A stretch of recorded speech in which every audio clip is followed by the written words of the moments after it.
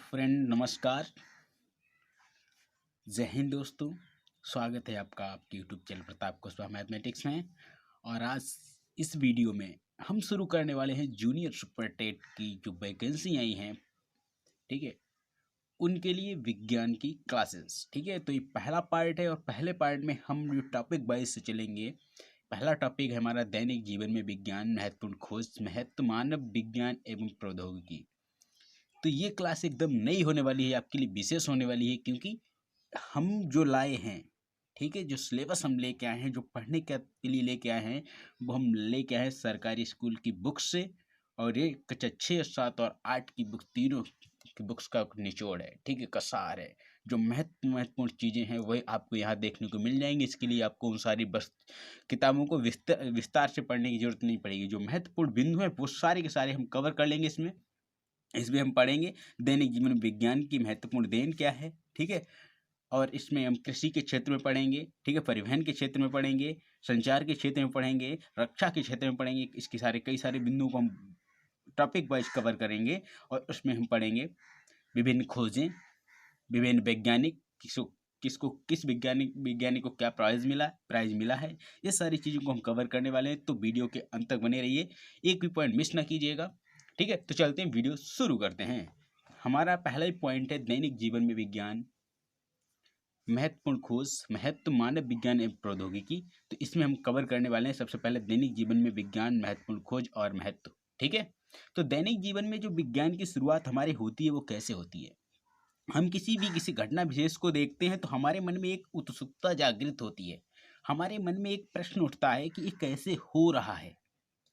और ये प्रश्न जो है, तब हमारे मन में प्रश्न उठता है कि ये कैसे हो रहा है, ठीक है। और इसको अपनी जिज्ञासा को शांत करने के लिए हम जो भी क्रियाकलाप करते हैं वहीं से हमारे दैनिक जीवन में विज्ञान की शुरुआत हो जाती है। तो उम्मीद करता हूँ आपको अच्छे समझ में आया होगा।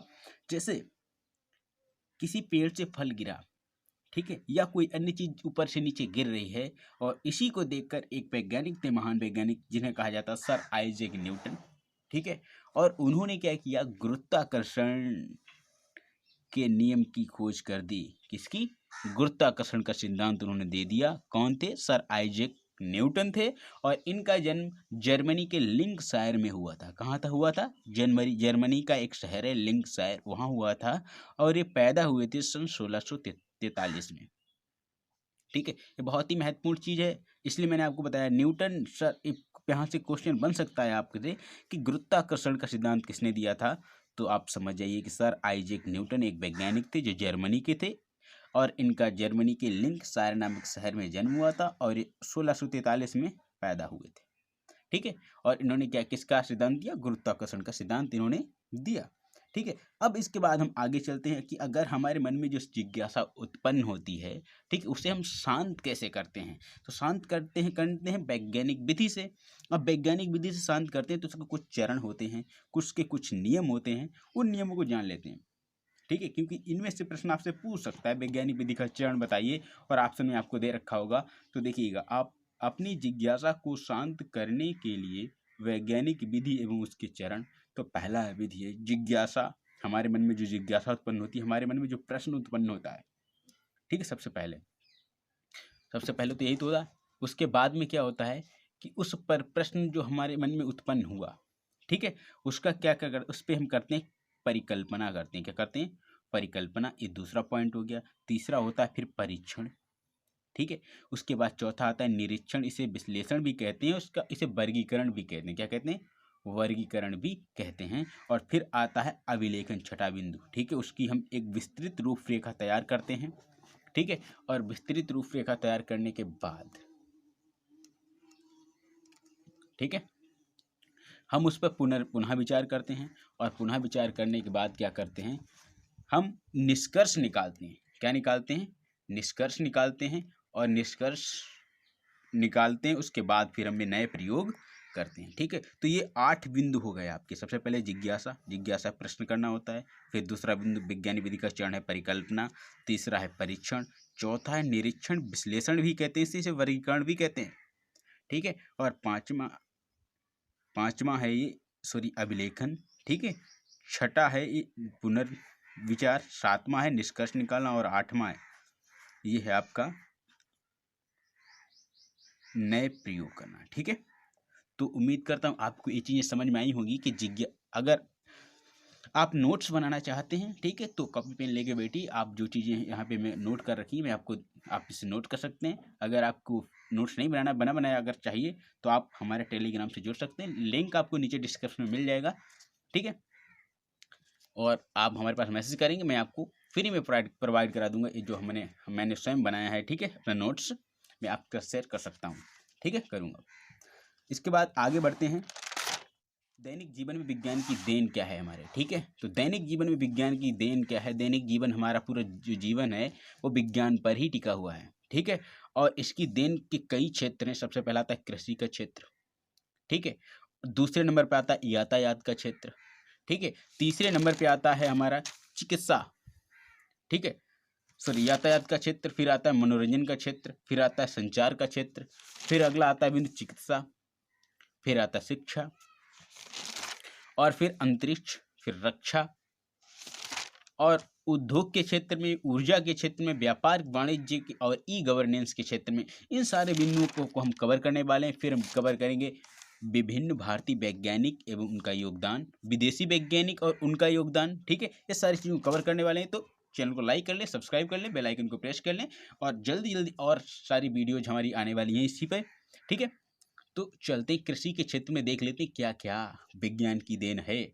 तो कृषि के क्षेत्र में दो प्रकार के स्रोत पहले हुआ करते हैं। ठीक है, पहला होता है परंपरागत स्रोत, बहुत महत्वपूर्ण चीज बता रहा हूँ मैं आपको। दूसरा होता है वर्तमान में विज्ञान की देन क्या है कृषि को।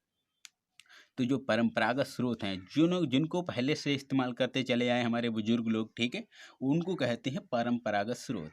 और ये क्या थे, पहले हल, बैल, कुआं, रहट, गोबर की खाद, इन सब का इस्तेमाल पहले किया जाता था। तो जो पुराने प्राचीन काल के जो उपकरण हैं जिनका उपयोग किया जाता है खेती के लिए, वो सारे कहलाते हैं परंपरागत स्रोत।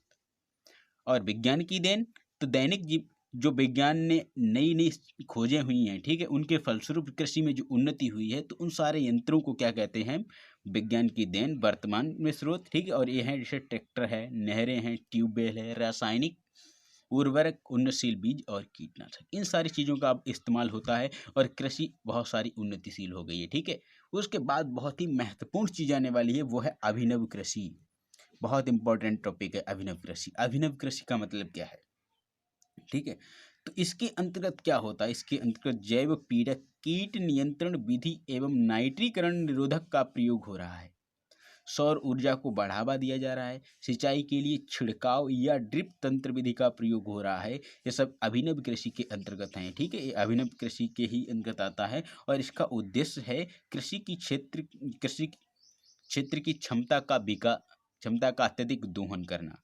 ठीक है, और कृषि एवं खाद्यान्न के क्षेत्र में होने वाली, ठीक है, जो भी क्रांतियाँ उसके बाद उनको हम कवर करने वाले हैं। ठीक है, तो उम्मीद करता हूँ आपको अभिनव कृषि के बारे में जानकारी मिल गई होगी क्लियर रूप से। ठीक है, और इसका उद्देश्य क्या है, इसका उद्देश्य है कृषि क्षेत्र की क्षमता का अत्यधिक दोहन करना। ये बहुत इंपॉर्टेंट है। ठीक है, उद्देश्य इसका कृषि क्षेत्र की क्षमता का अत्यधिक दोहन करना ही अभिनव कृषि का उद्देश्य है। ठीक है, और ये है क्या चीज़, इसके अंतर्गत जैव पीड़क, कीट नियंत्रण विधि, नाइट्रीकरण निरोधक का प्रयोग, ये सारी चीज़ें हो रही हैं। सौर ऊर्जा को बढ़ावा दिया जा रहा है, और छिड़काव या ड्रिप तंत्र विधि का सिंचाई के लिए भी प्रयोग हो रहा है। ठीक है, जिससे क्या हो, जल की ज़्यादा हानि ना हो। ठीक है, अधिक समय तक बना रहे जल।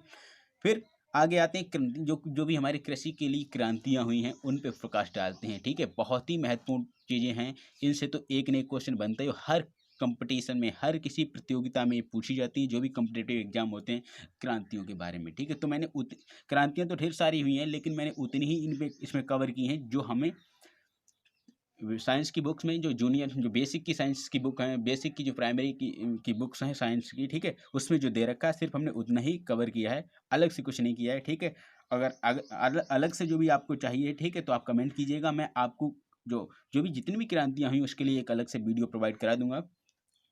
ठीक है, तो चलते हैं क्रांतियों की तरफ। सबसे पहले बात करते हैं हरित क्रांति की। जो भी पहली क्रांति होती है हरित क्रांति। ठीक है, हरित क्रांति जो है वो फसल उत्पादन के क्षेत्र के, उसमें इसका प्रमुख उद्देश्य था कि जो फसल की उत्पादन हो रहा है उस उत्पादन को बढ़ाना। ठीक है। और इसके जो जनक थे वो नार्मन बोरलाग थे। क्या थे? Norman Borlaug. ठीक है। ये तो पूरे विश्व के जनक थे। ठीक है। इन्हीं के कारण क्या हुआ, हरित क्रांति उत्पन्न हुई। लेकिन हमारे भारत में, अपने देश में एक दूसरे वैज्ञानिक थे, उन्हें कहा जाता है एम.एस. स्वामीनाथन, जो भारत में हरित क्रांति के जनक कहे जाते हैं। एम.एस. स्वामीनाथन। अगर आपसे प्रश्न दो प्रकार से बन सकता है, आपसे सीधे पूछा जाए हरित क्रांति के जनक बताइए, तो आप बताओगे नार्मन बोरलाग। और अगर पूछा जाए कि हरित क्रांति के भारतीय जनक बताइए, भारत में हरित क्रांति की शुरुआत करने वाले वैज्ञानिक का नाम बताइए, तो आप बताएंगे एम.एस. स्वामीनाथन। समझ गए ना? एम.एस. स्वामीनाथन। ठीक है। ये भारत में हरित क्रांति के जनक हैं, विश्व के नार्मन बोरलाग। ठीक है। समझ आया बात? और हाँ, एक महत्वपूर्ण चीज है, अगर यूके, यूनाइटेड किंगडम जिसे कहते हैं, ठीक है, अगर वहां के पूछा जाए तो वो है विलियम गॉड। कौन है? William God. हरित क्रांति के जनक विलियम गॉड कहाँ के हैं? यूके के हैं, यूनाइटेड किंगडम के। ठीक है। फिर नंबर 2 पे आती है श्वेत क्रांति। श्वेत क्रांति संबंधित है दुग्ध उत्पादन से। ठीक है।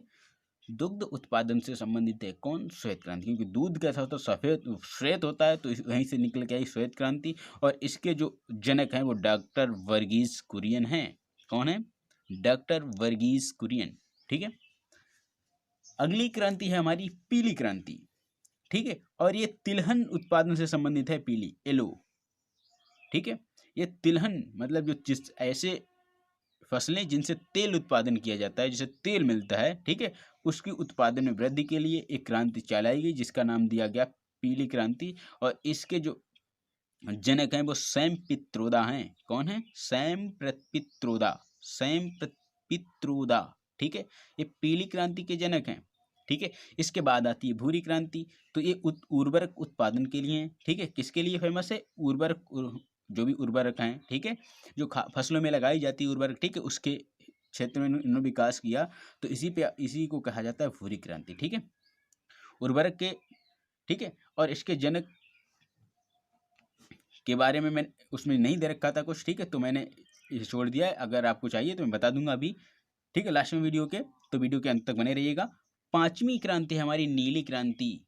क्या है? नीली क्रांति। और ये नीली क्रांति जो मत्स्य उत्पादन के लिए फेमस है। किसके लिए? नीली क्रांति मत्स्य उत्पादन के लिए। और इसके जो भी जनक हैं वो डॉक्टर अरुण कृष्णन हैं। कौन है? डॉक्टर अरुण कृष्णन। ठीक है। समझ गए ना? नीली क्रांति मत्स्य उत्पादन के लिए है। लेकिन हाँ, यहाँ पर एक महत्वपूर्ण चीज, गुलाबी क्रांति।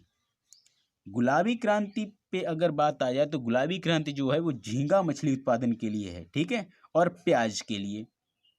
ठीक है। वो भी है, झींगा भी, वो भी मछली है, मत्स्य ही है, ठीक है, मछली ही है। लेकिन उसके जो जनक हैं वो हैं दुर्गेश पटेल। कौन है? दुर्गेश पटेल हैं। ठीक है। गुलाबी क्रांति और नीली क्रांति में जरा सा डिफरेंस है। ठीक है। गुलाबी क्रांति झींगा मछली के लिए है, और नीली क्रांति समस्त जो भी मत्स्य के अंदर सारी मछलियां आ जाती हैं, ठीक, उनके उत्पादन में वृद्धि के लिए है। और इसके जो जनक थे वो डॉक्टर अरुण कृष्णन थे।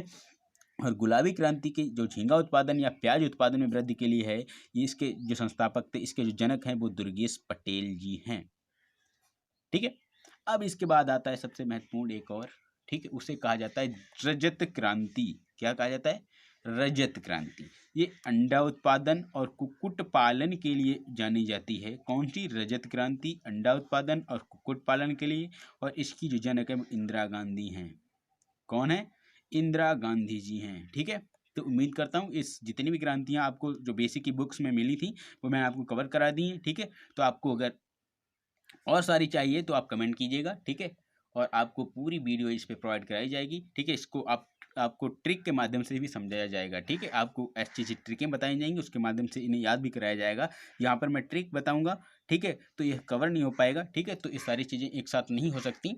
तो चैनल को लाइक कर लें, सब्सक्राइब कर लें, बेल आइकन को प्रेस कर लें, शेयर भी कर दें अधिक से अधिक। अब इसके बाद आता है, तो ये जो हमने पढ़ा ये कृषि के क्षेत्र में किसकी थी? विज्ञान की देन थी। ठीक है। अब हम पढ़ते हैं, अब जानेंगे हम यातायात के क्षेत्र में विज्ञान की क्या देन है। ठीक है। तो यातायात के क्षेत्र में विज्ञान की क्या देन है? तो यातायात के क्षेत्र में विज्ञान की, आप तो जानते हैं, 2 प्रकार के स्रोत होते हैं, पहला परंपरागत, दूसरा विज्ञान की देन। तो परंपरागत स्रोत में पहले क्या हुआ करता था? बैलगाड़ी से लोग यात्रा करते थे, तांगा, ऊंट, घोड़ा गाड़ी, खच्चर इत्यादि इन सारी चीज़ों से पहले क्या किया जाता, यात्रा वगैरह की जाती थी। ठीक है, जो सामान वगैरह ढोया जाता था। लेकिन आज के समय में ऐसा नहीं है। ठीक है, आज के समय में क्या इस्तेमाल किया जाता है, साइकिल है, कार, बस, स्कूटर, वायुयान, ट्रेनें, बुलेट ट्रेन, जहाज, ई रिक्शा, इन सब सारी चीज़ों का इस्तेमाल किया जाने लगा है। तो ये सारे विज्ञान की देन है। ठीक है, और ये यातायात की। अब इसके बाद आता है मनोरंजन। ठीक है, तो मनोरंजन के क्षेत्र में क्या है, पहले के समय में क्या होता था, जो भी नाटक हैं, नौटंकी, ब्रह, कठपुतली, नृत्य, इन सारी चीज़ों का इस्तेमाल किया जाता था मनोरंजन के क्षेत्र में। लेकिन आज ऐसा नहीं है। आज radio, transistor, television, video game, DVD, television आदि का इस्तेमाल किया जाता है मनोरंजन के क्षेत्र में अब। ठीक है, वीडियो गेम में तो बहुत ही अच्छे से फौजी वगैरह आता है। ठीक है, कई सारे गेम हैं वो खेले जाते हैं। उसके बाद आता है संचार। संचार बहुत ही महत्वपूर्ण चीज़ है, इसको हम थोड़ा ठीक से कवर करने वाले हैं। ठीक है, इसमें भी दो प्रकार के स्रोत होते हैं, पहले तो परंपरागत और दूसरा विज्ञान की देन। तो परंपरागत जो स्रोत हैं वो सबसे पहले क्या हैं, संदेश। पहले जो संचार का कार्यक्रम होता था वो संदेश वाहक हुआ करते थे। ठीक है, और दूसरा डाक द्वारा। लेकिन आज के समय में ऐसा नहीं है। आज के समय में क्या होता है, टेलीफोन है संचार का माध्यम, फैक्स है, ईमेल है, कंप्यूटर है, टेलीग्राम है, इंटरनेट है, व्हाट्सएप है, फेसबुक है। ये सारे क्या सब संचार के माध्यम है, कम्युनिकेशन सिस्टम है हैं। इन सारी चीज़ों का इस्तेमाल किया जा रहा है। ठीक है, और एक महत्वपूर्ण चीज़ मैं आपको बता देना चाहता हूँ। ठीक है, ये बहुत ही महत्वपूर्ण चीज़ है। ये इसलिए महत्वपूर्ण है क्योंकि जो सूचना तकनीकी का प्रयोग भारत में, ठीक है, ये बहुत सूचना तकनीकी का प्रयोग भारत में डाक विभाग ने किसने किया था, सबसे पहले डाक विभाग ने वर्ष सन 2001 में नवीन डाक सेवा प्रारंभ की। ठीक है, सूचना तकनीकी का प्रयोग करके भारतीय डाक विभाग ने वर्ष सन 2001 में नवीन डाक सेवा प्रारंभ की और इसे ई पोस्ट नाम दिया गया। क्या नाम दिया गया, ई पोस्ट नाम। और ई पोस्ट जो सूचना तकनीकी जो नई प्रयोग है, ठीक है, वो कब शुरू की गई, वो 2001 में शुरू की गई। तो यहाँ से क्वेश्चन बन सकता है आपसे कि भारतीय डाक विभाग ने कब ई पोस्ट सूचना तकनीकी का प्रयोग किया। तो आप कह सकते हैं 2001 में किया। या आपसे पूछ सकता है कि भारतीय डाक विभाग ने वर्ष 2001 में जिस सूचना तकनीकी का प्रयोग किया उसे क्या नाम दिया गया, तो उसे नाम दिया गया ई पोस्ट। ठीक, किसी प्रकार से घुमा के क्वेश्चन आपसे पूछ सकता है। तो ये आपका पॉइंट कवर हो गया होगा, उम्मीद करता हूँ। बढ़ते हैं आगे।